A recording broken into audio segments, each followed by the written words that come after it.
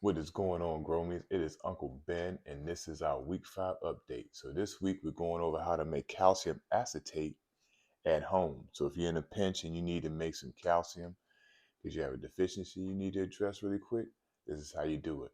We're also going over how to identify nutrient toxicities and deficiencies in this video. So stay tuned and keep it locked in. He's popping the seeds and growing the greens, building that soil with the cleanest means. Sunshine, water, healthy plants from end to end. You're growing with Uncle Ben. Growin Uncle Ben is sponsored by True Organic, a worldwide leader in organic fertilizers.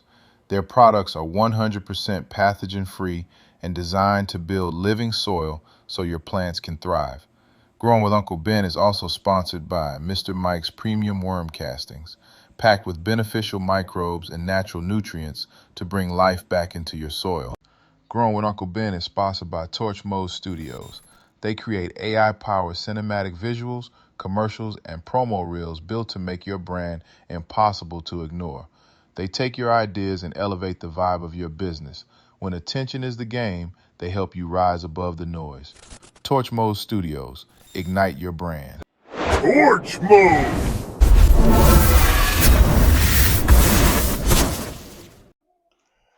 Hey, Gromies, now we're going to make our calcium acetate. So first you want to fill your jar about quarter of the way full. So you want to do a 1-to-5 ratio. So I like making this in a mason jar. And I'll show you how to fill the jar in a second. And our second ingredient is apple cider vinegar. It really helps break down the calcium and chelate it and make it into a liquid form. And for the first 48 to 72 hours, we're going to cover it with just a paper towel. Ideally, you want to use a rubber band, but I have this thing because I couldn't find one. So let's get to it. So, all right, grow me. So now I'm going to take this and I'm going to pour it in here. It's going to fizz a lot, so just be prepared. But you're going to fill it to the first crook in the jar. There you have it. So now it's going to bubble and fizz up. You see that? So now that's the chemical reaction of the apple cider with the calcium. You see how it's coming out the top? That's why you don't want to seal it shut. You want to let those gases release off. You see, it's going to do this for the next about 24 hours. So I'm going to put this paper towel and put it on a paper towel. It's getting a little messy here. There you have it. So again, you want to just cover it with a paper towel, but you want to let these gases just escape off.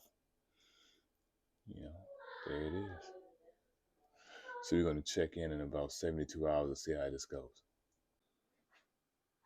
So now we've had our apple cider vinegar and our eggshell has been mixing for over 72 hours. So you see the liquid on top. What we're going to do is I have a coffee grind strainer here, like the ones you get in the coffee for when you're making coffee. And I'm just going to pour this through to strain out any of the major particles of this.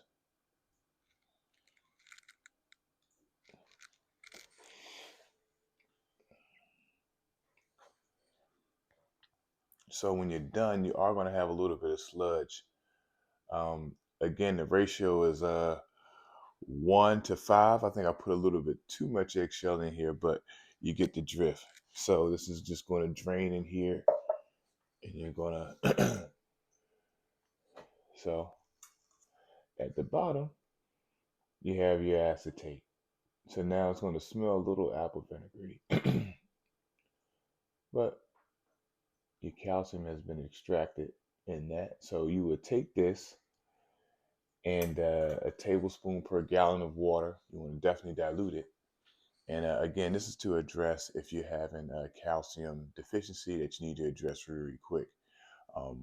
But with our living soil system, we put calcium in our soil all the time. So we should have a buildup to where we don't need to do this. But let's say you're in the beginning, you're first starting off your garden, and you need to get some calcium in your plants really fast. This is the way to do it.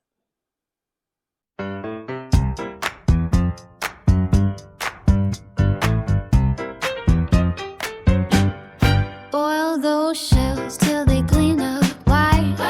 Dry, unload in the oven just right. Grind them fine like a powder so sweet. Now your calcium's ready to meet.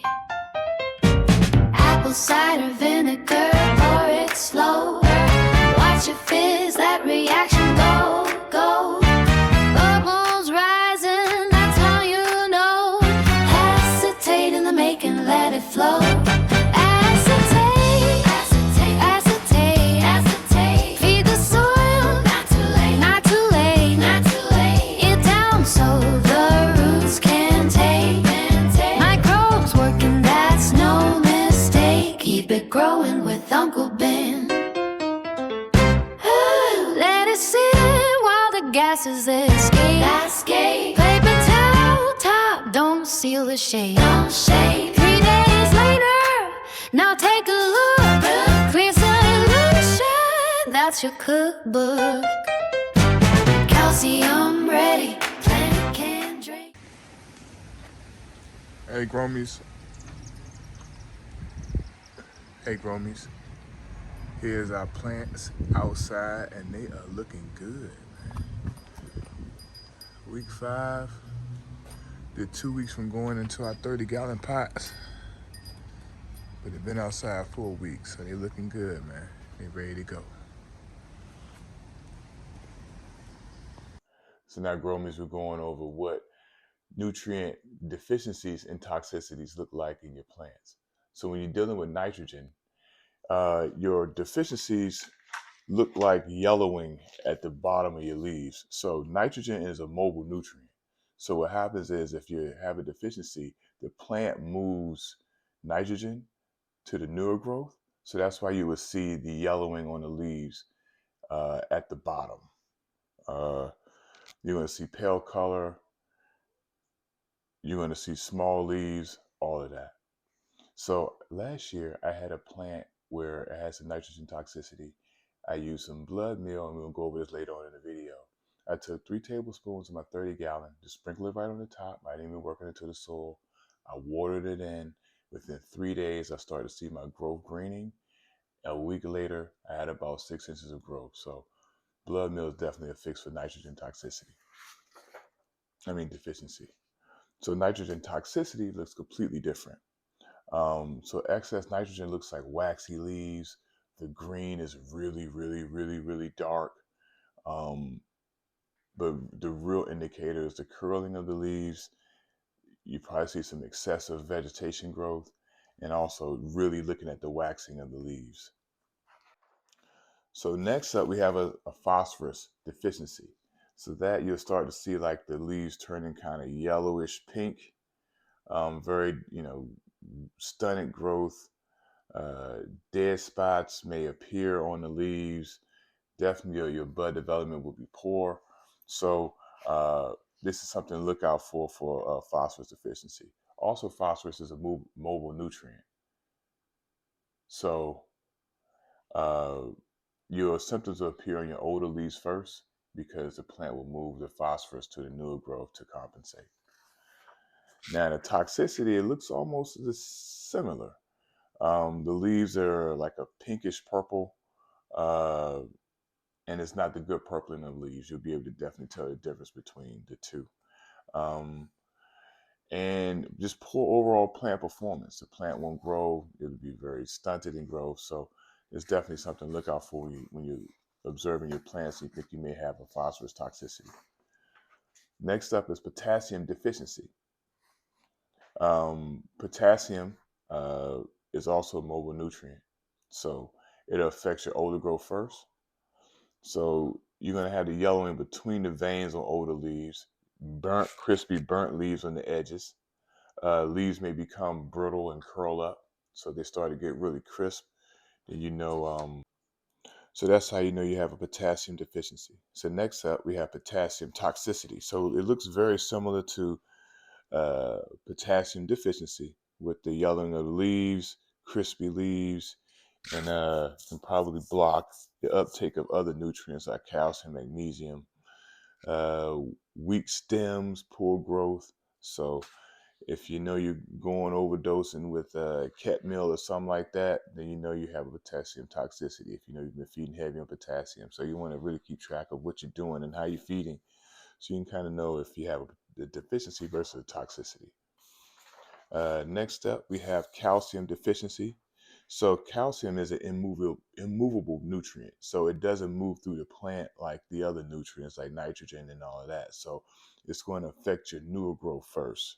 So you're going to have these twisted leaves at the top, really green, light green, uh, weak growth, um, poor structure, overall plant health.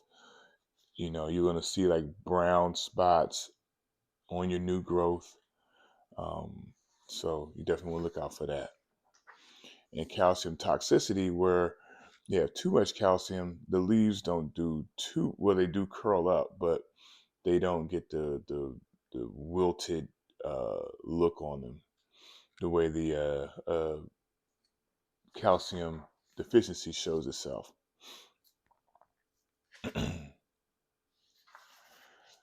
Moving on, we have magnesium deficiency here. So we're looking at the yellowing between the veins. This is a movable nutrient, so it's going to affect your older growth first. So you're going to have rusted spots on leaves, stunted growth, crispy edges. So you definitely want to check that out when looking at a magnesium deficiency.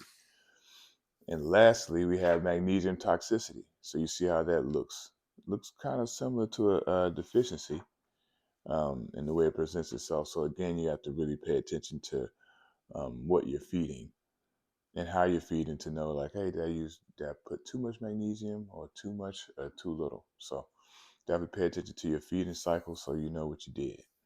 All right, Gromies, let's go check out some some pictures from our Gromies on Discord.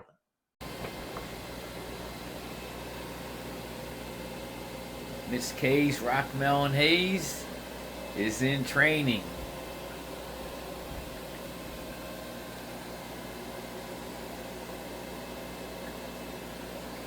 Banana OG, very leafy plant.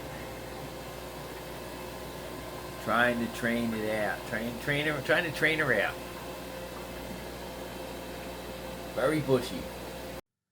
Next up, we got my man Got Juice 13 Nutter Butter, day 43. So you see he's getting some fade on the leaves here, and he's getting some good smells going out of there, man. He got a good canopy there, man. That looks real good, man. Strong work, brother. Strong work. All right, Gromies. So here's our lineup to fix our deficiencies. So first up, if you have a nitrogen deficiency, using blood meal is a very, very good option. We have 12 parts nitrogen here in blood meal. So I'll tell you a story about what happened to me last year. In my 30 gallons outside, I had a plant that was experiencing some nitrogen toxicity. It was a purple haze. And I used 3 tablespoons of blood meal. I sprinkled it on right on the top of the soil. I didn't even work it into the soil or anything. Watered it in. Within 3 days, my growth started to green up. In a week, I started to see new growth. Blood meal breaks down really, really fast in organic system, so you don't need a lot to fix your issue.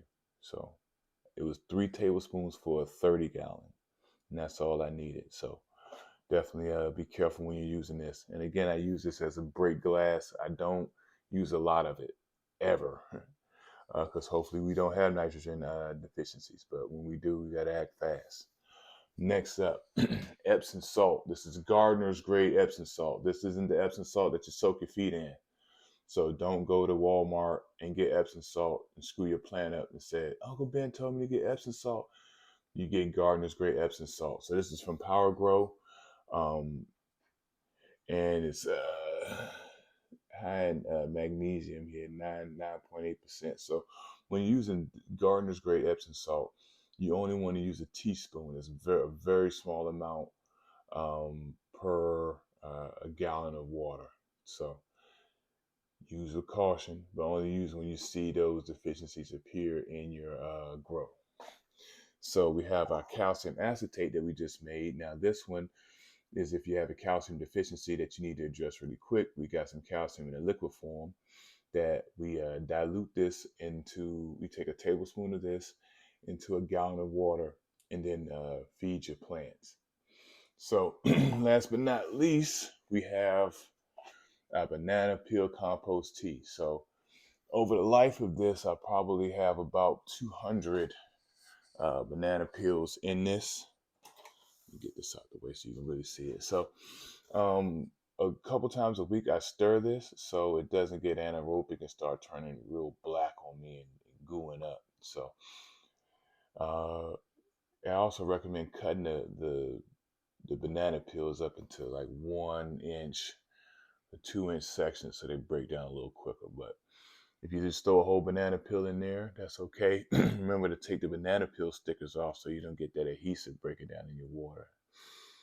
And you take this, about 2 tablespoons, into another gallon of water, add it to your feed, and it'll help you with your potassium. Now, you probably want to take a cup of water to really correct the potassium issue because plants take up potassium a little slower than other nutrients. So just want to keep that in mind when addressing a potassium deficiency if you experience one.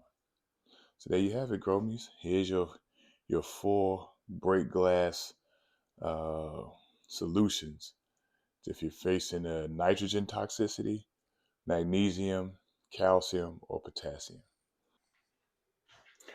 All right, Gromies, we have gone over our nutrient deficiencies and toxicities, how to do that, how to make calcium acetate at home, our fixes for our deficiencies. So we got our blood meal, our gardener's grade Epsom salt, our calcium acetate, and we have our potassium compost tea here.